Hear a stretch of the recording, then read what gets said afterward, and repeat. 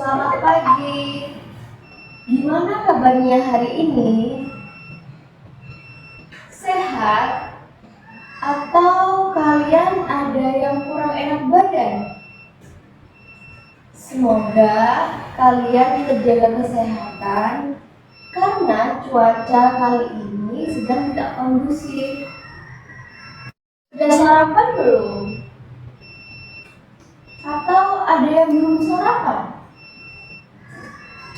Diusahakan kalau mau sekolah itu teman-teman di sini sarapan terlebih dahulu agar nanti kalian waktu pembelajaran mempunyai tenaga dan semangat untuk melakukan pembelajaran hari ini. Oke, bagus. Mari kita awali pertemuan hari ini dengan rasa bersyukur kepada Allah SWT karena senantiasa memberikan kita nikmat kesehatan, kemudahan, kelancaran, sehingga kalian semua bisa berkumpul di kelas ini. Semoga apa yang kalian cita-citakan dan apa yang kalian usahakan nantinya bisa terwujud sesuai dengan keinginan kalian tentunya. Amin ya rabbal alamin. Ya, kali ini kalian bisa datang ke sekolah untuk mengikuti pembelajaran dengan tujuan dan niat yang sama, yaitu menuntut ilmu yang sebanyak-banyaknya. Karena hari ini adalah awal pertemuan kita bertemu, maka tidak baik rasanya kalau kita tidak saling berkenalan. Karena kata pepatah yaitu tak kenal maka tak sayang. Nah, maka dari itu izinkan saya terlebih dahulu untuk memperkenalkan diri.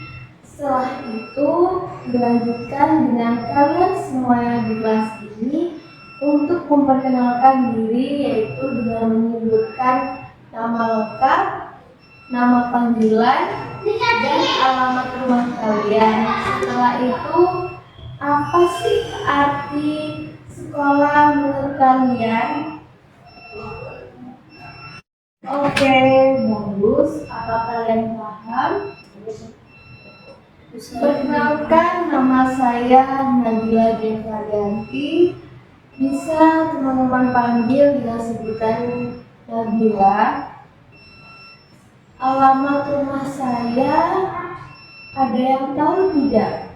Universitas yang besar dan tentunya banyak para juara yang ada di universitas ini.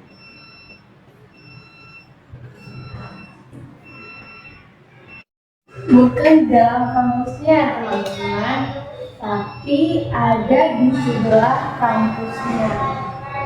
Nah, bagus. Ada yang tahu nih alamat rumah saya di mana? Betul sekali, rumah saya ada di Jalan Ketintang Baru. Menurut saya, arti sekolah ini adalah untuk kalian menuntut ilmu, mencari ilmu sebanyak-banyaknya, bertemu dengan orang baru, bertemu dengan para guru yang tentunya nanti akan mengajar kalian semua yang ada di sini. Sekarang giliran kalian untuk memperkenalkan dirinya masing-masing. Seperti tadi, menyebutkan nama lengkap, nama panggilan, alamat, dan apa arti sekolah menurut kalian.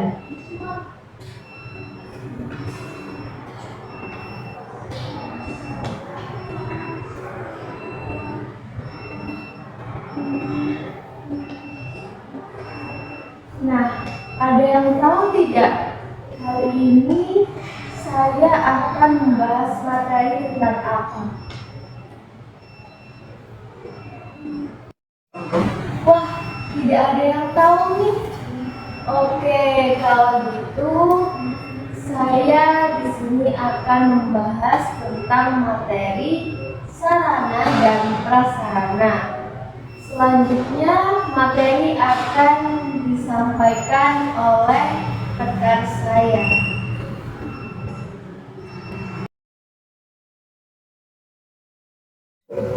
Baik, kita akan memasuki materi yang pertama.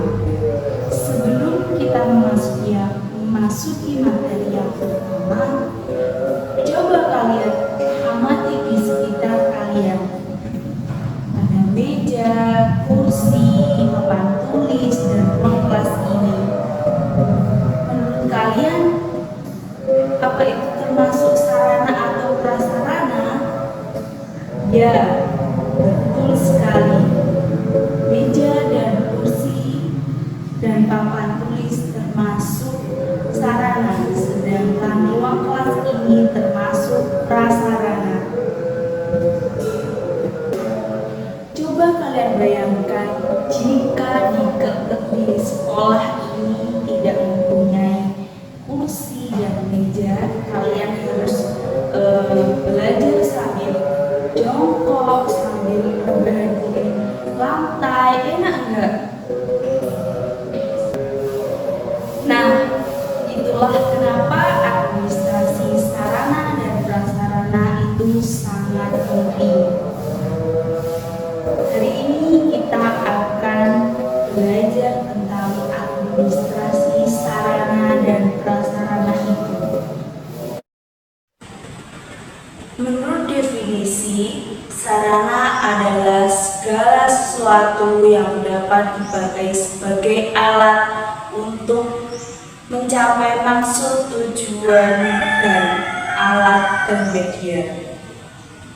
Prasarana adalah sebagai segala sesuatu yang merupakan penunjang utama terselenggaranya suatu proses, usaha, pembangunan, atau proyek. Lalu, apa sih administrasi sarana dan prasarana itu?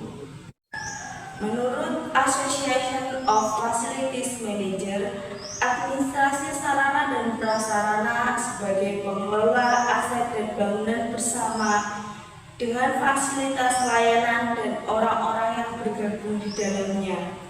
Ini memiliki implikasi dalam hal desain awal, pemeliharaan administrasi sehari-hari, dan pengendalian tenaga kerja, energi, dan sumber daya terkait. Menurut Hamalik, administrasi sarana dan prasarana adalah semua bentuk perantara yang dipakai orang untuk menyebar ide sehingga ide tersebut bisa sampai pada penerima. Menurut Muemin, administrasi sarana dan prasarana adalah segala jenis peralatan, perlengkapan, dan fasilitas yang efisien sebagai alat utama, pembantu, dan juga dalam rangka kepentingan yang sedang berhubung dengan organisasi kerja.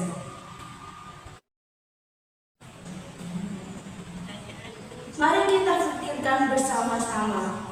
Misalnya di sebuah kantor ada 10 komputer, tetapi yang dicatat dalam administrasi ada 8 komputer.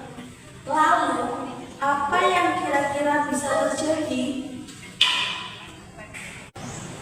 Mungkin ada yang hilang, salah catat, atau bisa. Nah, inilah mengapa pencatatan dan pengelolaan sarana dan prasarana itu sangat penting. Jika kita mengalami kesalahan dalam administrasi, maka kantor akan mengalami kerugian yang besar. Jadi, jangan kalian anggap administrasi sarana dan prasarana tentunya disiplin ya. Materi selanjutnya akan dilanjutkan oleh saya, Maya Agustina Safitri.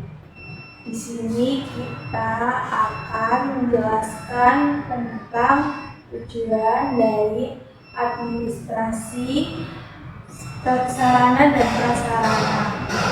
Di sini kalian ada yang tahu tidak apa itu tujuan dari administrasi sarana dan prasarana? Saya Bu. Tujuan administrasi sarana dan prasarana yaitu untuk menjadikan sekolah menjadi lebih baik ke depannya. Itu jawabannya belum tepat ya. Menambahkan Ibu agar siswa senang bersekolah.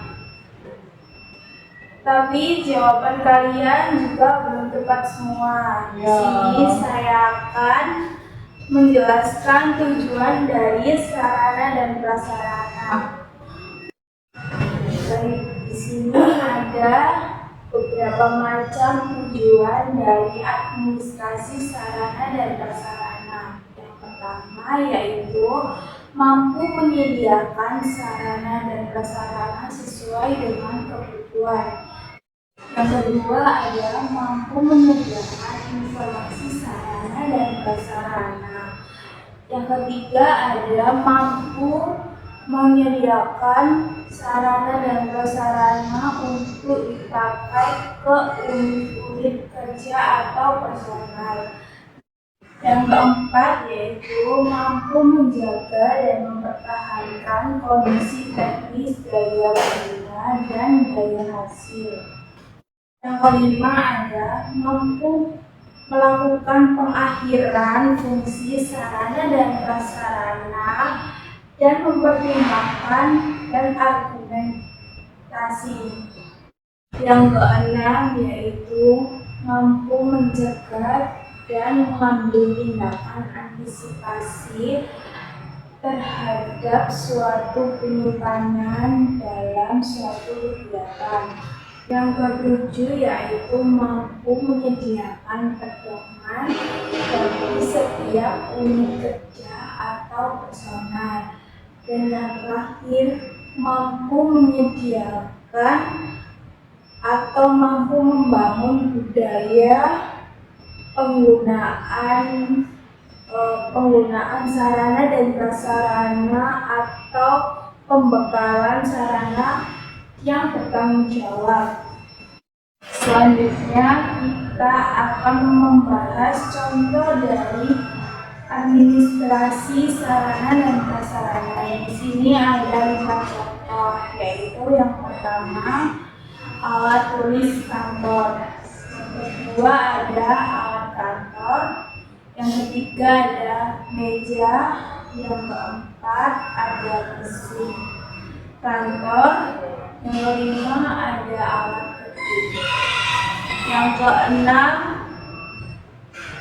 ada komputer atau laptop. Baik, selanjutnya saya akan menjelaskan tentang langkah-langkah pengelolaan manajemen sarana dan prasarana. Di sini kalian ada yang tahu nggak pengelolaan manajemen sarana dan prasarana?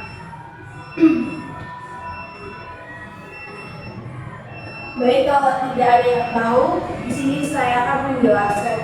Satu ada pengadaan, yaitu kegiatan menyediakan sarana dan prasarana kantor sesuai kebutuhan masing-masing divisi.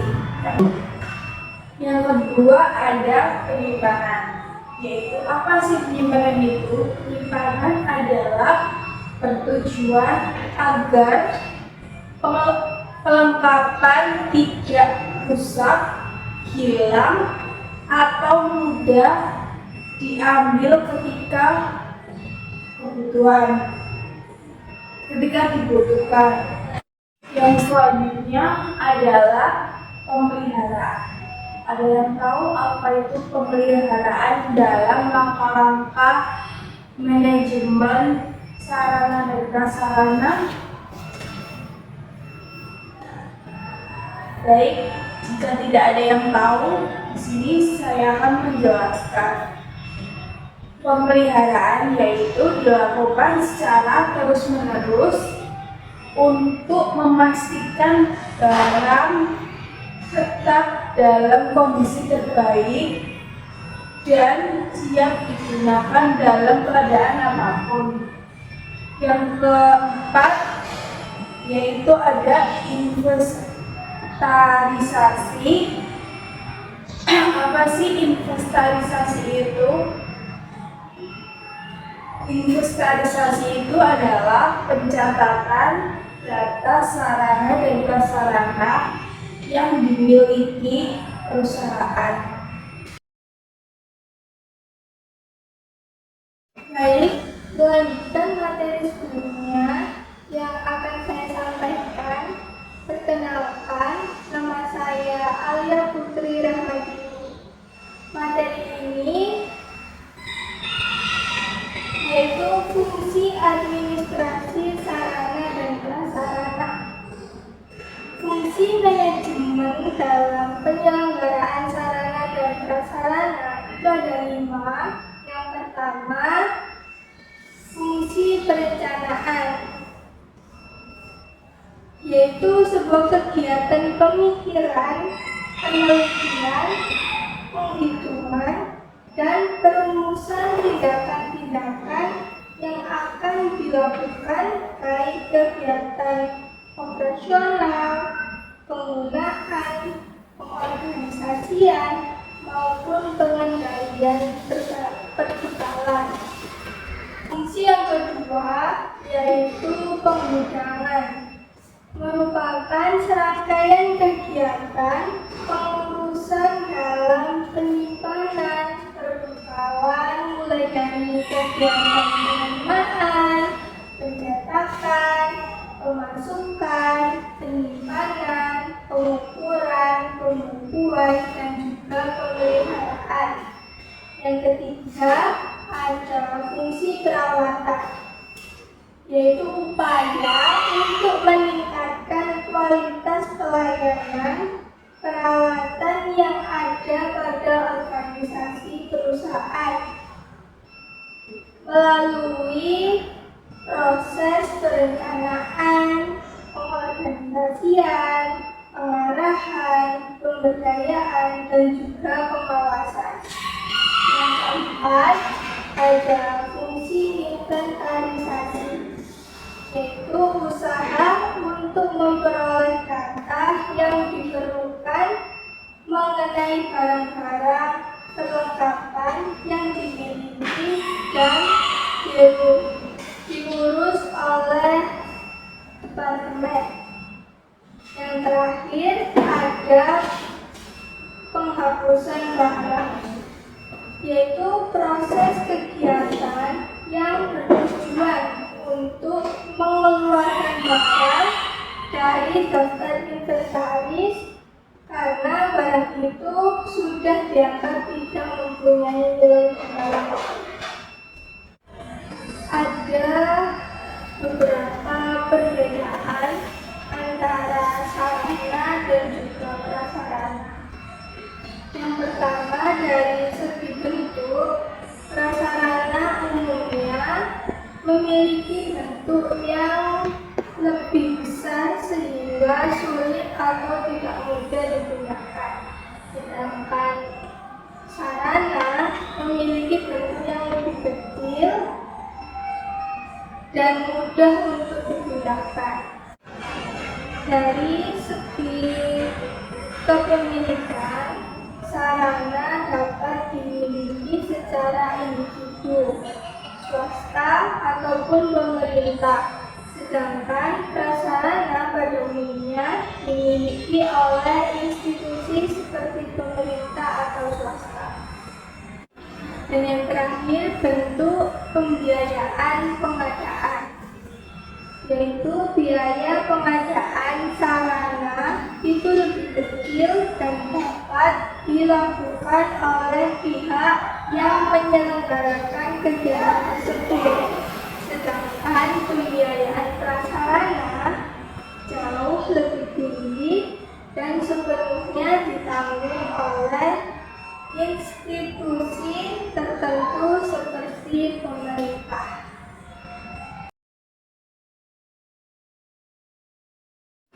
Bagaimana materi yang sudah dijelaskan oleh teman-teman saya? Apakah kalian sudah paham? Oh, ternyata kalian sudah paham ya tentang materi yang sudah dijelaskan oleh teman-teman saya. Baik, perkenalkan, saya Ira Madagatini, biasa dipanggil Ira.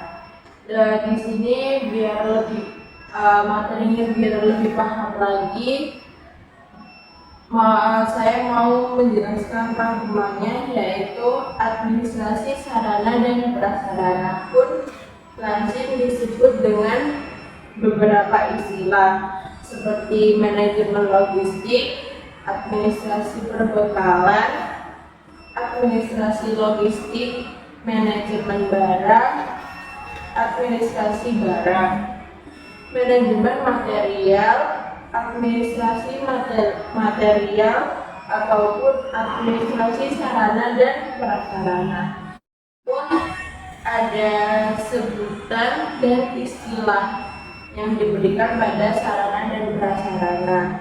Tujuan yang dihendaki dicapai adalah peran dan sumbangan sarana dan prasarana, terselenggaranya kegiatan organisasi secara efektivitas dan efisiensi dalam setiap upaya pencapaian tujuan organisasi. Fungsi manajemen dalam penyelenggaraan sarana dan prasarana yang perlu